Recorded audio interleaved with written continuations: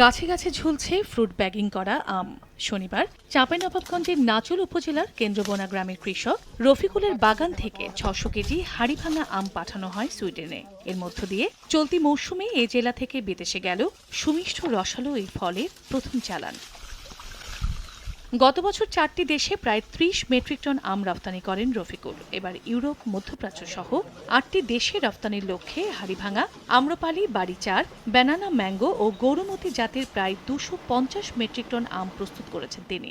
আশা করতেছি গত বছর যেহেতু ৩০ মেট্রিক টন দিয়েছি, এবছর তো ২০০ থেকে ২৫০ মেট্রিক টন দিতে পারবো বলে মনে করতেছি। কীটনাশক বলেন, সার, তারপরে আদার্স পানি, সবকিছু আমরা ওই উত্তম কৃষি পরিচর্যার মাধ্যমে আমরা এটাকে পরিচর্যা করছি। ফুড ব্যাগিং করি, আপনার বালাইনাশক ব্যবহার করি, সময় উপযোগী যেগুলো করা দরকার সেগুলো করি।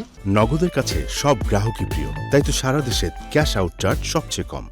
রপ্তানিযোগ্য আম উৎপাদনের লক্ষ্যে কৃষকদের প্রশিক্ষণ, পরামর্শ ও সহযোগিতা দিচ্ছে কৃষি বিভাগ। উত্তম কৃষি চর্চার যে নিয়ম কানুনগুলো আছে তাদেরকে আমরা প্রশিক্ষণের মাধ্যমে শিখাইছি, সেই অনুযায়ী তারা কাজ করে তারা আমগুলো উৎপাদন করতেছে। ২০২২ সালে চাঁপাইনবাবগঞ্জ থেকে ১৩০ মেট্রিক টন এবং গত বছর ৩৭৬ মেট্রিক টন আম রপ্তানি হলেও চলতি মৌসুমে চাঁপাইনবাবগঞ্জ থেকে আম রপ্তানির লক্ষ্যমাত্রা নির্ধারণ করেনি কৃষি বিভাগ। সময় সংবাদ, চাঁপাইনবাবগঞ্জ।